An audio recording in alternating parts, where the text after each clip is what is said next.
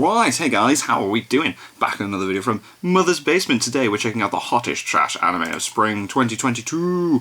Let's see what is not hot. I must offer you my utmost thanks, dear patron, for your patience with the delays in our reveal of the spring 2022 Well, you've been moving, haven't you? Bloody hell. garbage anime tasting menu. Not only have we had our own issues moving locations, but with how frustratingly good all the anime's been this season, it's taken quite the effort to pull together a menu suitable for your remarkably discerning tastes. I mean, I reckon he's put Shield Hero on this because it is quite annoying to watch. About a sexy golf no, this is so stupid. Trying to break the grip that the golf mafia has on her orphanage by playing a golf death game so she can finally go legit and play the girl she's got a lesbian rivalry crush on in the Pro Tour, only to have to exclude it as trash because it's so clearly fine art. You might think I could just go to my anime list and pick stuff out of their low-score bargain bin, but the people who put stuff in there have no idea what they're doing. They gave Stab Life a 5.5 because the CG's kind of ugly. What the hell? Completely ignoring the part where the heroes help a Yakuza boss run away from home so he can become a magical girl. It's a very fun and original show that deserves a better chance. Wow. And that is so annoying for me. It was also extremely irritating going into Don't Hurt Me My Healer expecting some classically half-assed cliche RPG jokes and low-effort waifu pandering, only to discover a shockingly clever and subtle character-driven comedy where the real joke, which admittedly takes a sec to set in, so I don't blame anyone who missed it, is that the guy who thinks he's the straight man with common sense is actually a nutjob who believes the world operates on RPG logic when most of the monsters he's trying to slay out of fear are just normal dudes minding their own business. Definitely not a comedy anime for everybody, but folks of certain tastes. Sounds interesting, sounds fun. I've not checked that one out. Enjoyable. And that's not what you're here for at No, you're in the mood for a meal that'll make you feel nice and guilty, and maybe a little sick if you're lucky. And despite the difficulty, we at Chez Garbage have you covered. Awesome. This is the hottest trash of spring 2022. If you've been to more than one of these garbage tastings, you'll know that while we try to keep our menu varied and interesting from season to season, we do keep a few reliable favorites on rotation, just so that we know everybody will leave happy. There's always going to be at least one harem on here, for instance. Of course. That harem is a couple of cuckoos. The premise is simple.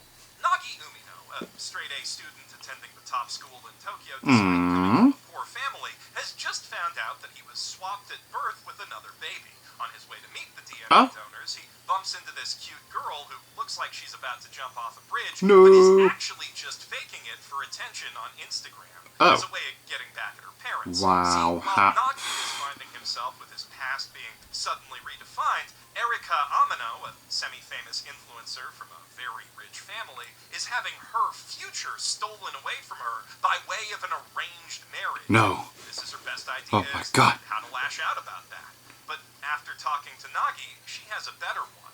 Pretend this guy's her boyfriend so her folks will lay off. He doesn't really have the time for that, but he accidentally harem protagonisted into her boob. Oh no. She caught that on camera, so she doesn't give him much. Jesus, this is all After some slice of life shenanigans, they do really hit it off though, and they find a pic that's good enough to trick her dad into calling off the marriage. Nice. Or so they think. Unfortunately for her, that twist you imagined when I described those two scenarios back to back, but then immediately dismissed because that would be way too insane, even for a harem anime, is actually what's happening.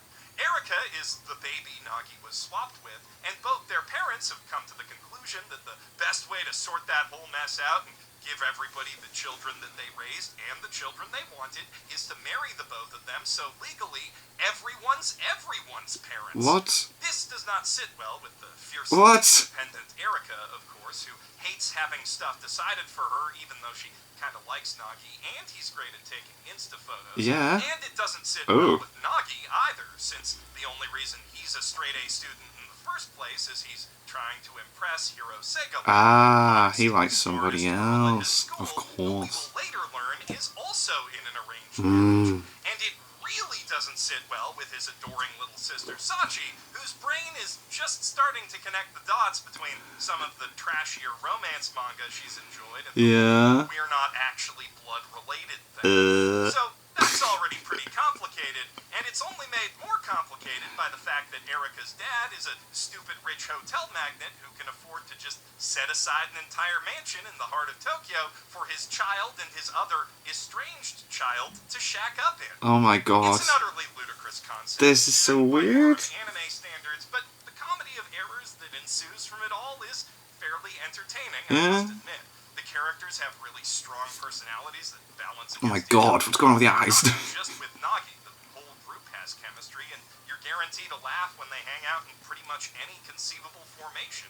Though the romantic half of the romantic comedy equation is pretty weak. Right. It's nowhere near the same tier of harem comedy as, say, quintessential quintuplets or even nisekoi, but if this particular kind of trash is your kind of trash, or if you like getting into very technical arguments about what does and doesn't count as incest, it's probably I give it 3 dumpsters. I don't want to watch this now. I've seen Crunchyroll advertising it all over the place. Of course, this wouldn't be a proper garbage tasting What is menu without this? one isekai as well. And this season, that isekai is trapped in a dating sim, the world of otome games. Yeah, I did not like the first episode of this. Ordinary Japanese geek guy whose I didn't like this.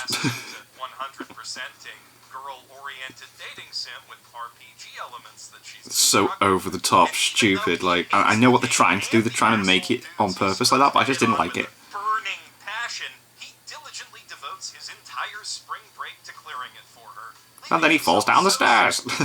Process that when he finally goes to the store for dinner, he immediately trips down the stairs and dies. Then he wakes up in hell, by which I mean the world of that otome game, where he must find a way to survive as an unimportant background character at the same magic academy where all the dangerous main character bullshit that he really doesn't want to get involved in is happening. The show's setting is a mishmash of some of my personal all-time favorite anime aesthetics. You got a fantasy world made up of floating islands in the sky, Looks cool. knights fighting in Magitech combat mechs based on ancient lost technology that comes from a fallen, full-on sci-fi civilization whose AI remnants It's so daft. beneath the floating Earth. Of course, it's one thing to simply come up with a cool fantasy aesthetic, and another entirely to actually develop that concept into a believable, living world in which your story can take place. But the fun thing about this anime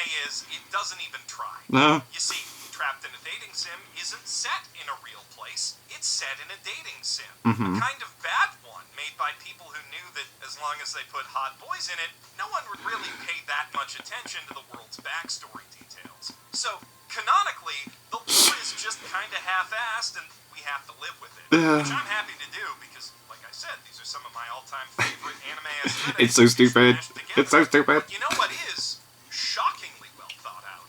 The aristocratic political system that governs this world. Yeah. It's not that different from aristocracies in our own world, really, save for the small distinctions that each duchy and barony is located on its own floating island, and that women hold all the power. They do. Which means that men, like our strapping young adventurer of a protagonist, have pretty much only one possible career path open to them if they want a halfway decent life. Marry someone rich while they're still young and hot, and pray that their new partner doesn't turn out to be an abusive monster. So it's actually a Fingers crossed, hey? that shows dudes what being treated like an object feels like, and not just a generic fantasy setting where the queen's chair is bigger than the king's, like S.H.I.E.L.D. heroes matriarchy. Oh god, here we go. And in keeping with that, a significant Oh right, okay, I thought we were going into S.H.I.E.L.D. hero then. our hero learning how to throw a decent tea party as he struggles to find a wife. It even takes priority over his dungeon delving classes. My and god. the party instructor ends up becoming his manliest of manly role models. Of course, that dynamic doesn't last. It's an anime, and people want to see giant robot fights. And Giant by the end of robots. the first arc, Leon's kicking all Whoa. the pretty boys' asses in mech fights to defend the honor of a spurned lady in an elaborate social display that paints him as the villain society needs. And while he's doing that, the hot, rich student council president and the kindly poor girl with a heart of gold cheer him on from the sidelines. Whoop whoop. Later, the two will bathe together and Of course, it's anime. So basically, it's my teenage rom-com snafu, but with mechs and fantasy Skylands. It's quite self-indulgent and wish-fulfilling harem-adjacent stuff, really. Unconventional, but ultimately right in line with your typical isekai power fantasy experience. It is pretty clever how the show gets there, though. Leon's encyclopedic game knowledge doesn't actually help him that much because men are so oppressed that he can hardly take advantage of it beyond getting a giant robot in spaceship to be his servants. The best life he Sounds horrible. hope for is one where he just gets to fade into the background and not be bothered by anyone powerful. But the thing is, he's not the only reincarnated student at the school. Dun, dun, dun. And the other one, the girl, has memorized all of the pickup lines from the game and is using them to turn the full husbando lineup into her own eternal. My God. This has the side effect of leaving the original protagonist and the antagonist of the game displaced from their own stories with nothing else to do but form a harem around our hero. Oh no. How much unwanted attention that brings him. Trapped in a dating sim takes itself just the right level of seriously, where it's able to say and do genuinely interesting things and build up genuinely interesting three-dimensional. A few of you have characters, told me that while like it's also actually worth a shamelessly watch, but I indulging don't in know. Pretty much every power fantasy trope under the sun, and somehow making it feel kind of subversive and original. Honestly, I'm not even sure it's right to call it trash, but it does have enough titty to qualify, and I wanted to highlight it here since I think I dropped the ball by not recommending it in the ones to watch. It's seriously a good time. I give this anime one dumpster full of gunpla kits and fancy tea bags with Wow. flames erupting 5 feet from its mouth and emitting an oddly pleasant smelling smoke. What? Now, So, speaking of here we go. Here we if you're go. wondering what the Shield hero's been up to since he returned this season, We still don't the know. answer to that is fighting this big turtle. Not preparing to fight it. Just not actually just going in and fighting traveling it, into yeah. the fight, not even struggling in an epic, drawn-out, multi-episode battle to kill the darn thing against all odds. No, they manage that in the first episode of the fight. But then it gets back up. Again. And again. And again. Stupidly. Imagine if the white whale part of ReZero was just the whale with none of the witch-cult stuff, or the politics, or the personal growth on Sakuru's part, but also its endless aid from Haruhi. This is like 3 times worse than what you're picturing, and that was before the anime production committee got to it. Apparently, this stretch of the source material is widely considered to be boring for some reason, but it's also too plot essential to skip, and you need Yeah, I've heard that like the next story arc is where it gets good, so they are speedrunning it, yeah. Fans actually want to see as fast as possible. However, in the process, they took something that was once merely tedious and transformed it into a nigh unwatchable jumble of fast-forward info dumps and quarter-assed fight scenes, Yes. thus ensuring that a sizable chunk of their casual audience will never get to those parts because the show got bad and they dropped it. And it doesn't help that since Naofumi's name was cleared, the show's basically turned into the riding of the dick hero like every other isekai. There's also Yeah, I don't like that the dynamics changed now, but still. What are they gonna do? Not expand the harem? Rishia is an extremely clumsy and Yeah, and they skip so much of her and like why she's joined in that way. Me to teach her how to be strong so she can fight alongside Itsuki, the bow hero, whom she has a crush on. This is, by isekai standards, astoundingly deep, complex, and unconventional character writing. I mean, a girl having an interest in a guy My who's God. not the protagonist? Unheard of. How's the audience supposed to project themselves onto that? Shield Hero cleverly dodges this thorny issue by making Rishia deeply, agonizingly irritating to the point that nobody would want to waifu her. Yeah, it's so annoying. Like she's constantly talking about the bow hero all the time. Supposed to make us sympathize with her. Yeah, Instead, we don't care. The first real introduction to her is when she and the gang go to the slave trader in order to make her Naofumi's slave. Voluntarily. Woohoo! For the slavery EXP buff, you see, which she needs due to her unusually low growth rate, which is holding back her otherwise once-in-a-thousand generations potential as a martial arts prodigy. Though, until that problem is solved, she is able to fight alongside our She did a really good job with this fight, like, I was very much like, oh, okay. That give her lots of stat bonuses. I swear I am not making You really are not making it up at all, though. She wears the suits to boost. Flaming Bud Light boxes, then Season 2 is all that plus one budget fursuit, trash compacted into a small, inert cube of dull gray aluminum, and then placed inside an equally dull These gray ratings are very descriptive. Now we are no longer speaking of isekai, though to the untrained eye it will be hard to tell.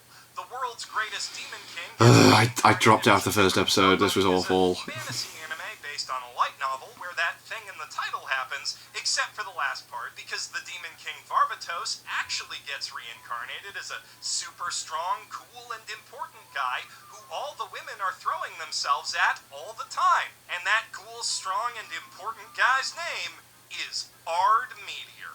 What a stupid, phony, made-up name. Yeah, The reason Ard that Ard wants Meteor. to be a typical nobody in the first place is because in his old life as Varvatos, he was way too strong. Too strong, too Obviously, popular, man. Nobody wants to be friends with strong people because they're so scary. Mm-hmm. So he was very lonely.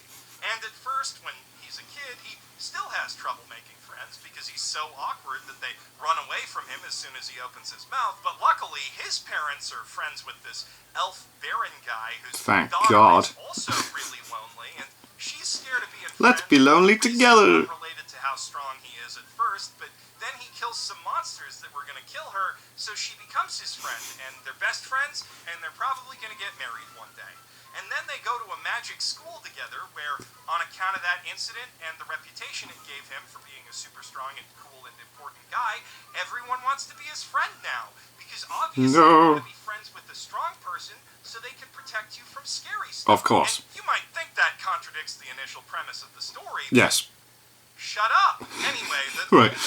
It does. actually matter for plot purposes, and also plot purposes are Irina, the cute, innocent elf girl who is his childhood friend, and Ginny, a succubus girl with no self-confidence who they save from this rich bully who treats her like property, and then they take her down to a dungeon to teach her speed magic, and Yay. after that she has all the self-confidence, because that's how character arcs Character work. development. She mainly uses that confidence. Quick character at development.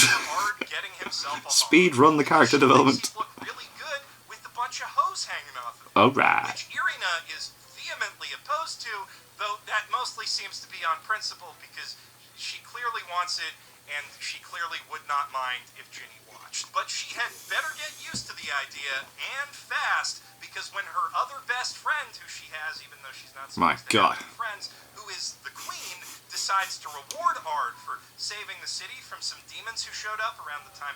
Yeah, I'm glad I dropped this. I'm really glad I dropped She this. decides to reward him is by having his baby, which she announces What? to her entire court within about 2 minutes of meeting him. Oh But my God. actually, though, Irina doesn't have to worry about her because that's a fake queen, and Irina is actually the secret shadow queen of the country who has to hide her identity because she's a descendant of the evil gods who the Demon King killed to make the world good before he reincarnated. What? Even though he What? himself is that Demon King, Ard doesn't stop being her friend when he hears that secret. My because God, isn't that emotional? Why would he? That's stupid. They've been friends for years. Obviously, that trumps some minor backstory detail when you actually know. You know what? This whole anime is stupid. It's It just seems it. another It seems it. I'm so it's glad I a dropped boring it. or misfit at Demon King Academy that lacks the gumption to make its Whoa. overpowered protagonist overpowered enough to loop back to being interesting again. I give it 4 industrial waste skips full of a complete printed list in 8-point font of all the things that would have been a better use of my time, lightly smoldering. On the subject of such things, if you have actually good taste in actually good anime, like some kind of freak, then you know you Who are you? the tale of ancient This does look Greece's good, like. military mind becoming a modern-day music I do like the producer look of this. is one of the best, most funnest, and originalist shows this season. That said, you don't need to miss out on the thrills of Three Kingdoms conflict in modern-day Tokyo just because you prefer your anime with a more pungent, aged flavor and fly buzzing around. For you see, this spring has also brought with it the revival of a cultured classic battle manga franchise that I once treasured as a young lad. Specifically, the kind of hidden treasure that we used to stash under the mattress in the days before the internet. Ikitozen, or Battle Vixens, as it's known Battle stateside, Vixens. tells the tale of sacred Magatama jewels containing the souls and powers of great Chinese warriors that have made their way to Japan over the years and now rest in the destined hands of those warriors' reincarnations. Jesus, there's a lot of panty shots. An epic battle between countless high school delinquents, all using amazing martial arts abilities, mostly to tear each other's clothes off. Okay. Ikitozen is the Shin Ikitozen. Following Sunken Chubo, the meek little sister of original series heroine Hakufu Sonsaku, as she learns to navigate the labyrinthine world of mystically motivated sexy delinquent street brawls and awaken her true potential as a fighter. So far, so cliche, but what really set Ikitozen apart from other battle manga back in the day is the care and attention that it pays to small details like the precise anatomy of the areola. And also the extreme minutiae of Romance of the Three Kingdoms lore, of course. There's a lot of names in that book, and every single one of them corresponds to a horny, battle-hungry high school student with something to prove somewhere in Tokyo. This story is an intricate web of strategic alliances and delinquent power structures made up of dozens upon dozens of named dangerous players with distinct personalities and powers and costumes that pander to very specific fetishes, all rooted in real historical fact, especially the fetish stuff. And let me tell you, if you're not also a high school student in Tokyo, or at least somewhere that has Chinese history on its curriculum, you are going to have no earthly idea what any of that shit means, and the series will not lift one finger to help you, because all of its fingers are currently busy either guiding a pen down the sharp lines of an explosively powerful kick and into the subtle curves of a not-so-subtle panty peek. Wow. So much. Doing panty shots. Unreal. Do under the table. So if you're concerned that you'd be confused jumping into a sequel instead of starting with the original, you are absolutely right to be. But I've read way more of this than I'd care to admit, and I still have no idea what the fuck is going on, so I wouldn't worry about it too much. It's not what you're here for anyway. You're here because you want to see some slick fight animations. Hell yeah. Classic, intense martial arts death glares way off in the distance behind a close-up shot of an entire ass. Bloody hell. Animations come with a heaping side of floppy titties. The story here fill in the is screen. pretty much irrelevant, though for what it's worth, it is also hilariously over the top. Lots of people kick buildings until they explode. It's a good time. I give Shin Ikitozen 4 waste paper baskets full of crumpled, blood-stained tissues and panties, burning with an aura of ferocious fighting intensity, but no actual fire because there are way too many fluids in there for that to be physically possible. And not just the 2 you're thinking of. With that, we've reached the bottom of tonight's barrel. I hope you've enjoyed your slot. That said, there is another dinner party arriving any moment now. We only have the 1 chair, so please leave now. Can't wait for that to come back. That's going to be boss. Not to let them hit you on the way out. Whoa. I'm Jeff Thu, your garbage guru, and seriously, get out now. Look, I know we're serving literal garbage in a back alley here, but it's imported garbage in a Vancouver back alley, so our margins are razor thin, and we really can't afford loitering. If you absolutely must hang around, just go watch them slow roast the rising of the Shield hero at the... That was a good video, that was a good video. Steal all our plates from. Bye! Yeah, the roasting of the Shield hero was a good one. That was good, that was fun, that was funny. The dating sim one, I didn't explain any of those stories. I'm just like, I'm so glad I dropped all these. But I'm for some reason still watching Shield Hero every week. I'm just waiting for it to get to the good part that's been promised. But anyway, thank you to my patrons. If you want to have your name at the end of every video, link in the description to the Patreon page. $1 a month is all I ask to help support the channel. It's greatly appreciated. Thank you guys very much for that. And thank you all for watching. What do you guys think of that? What do you guys think of this? Click like, subscribe if you haven't already. Leave comments down below. Let me know that you should watch and discuss in future videos. And I'll see you guys, all you guys, next time.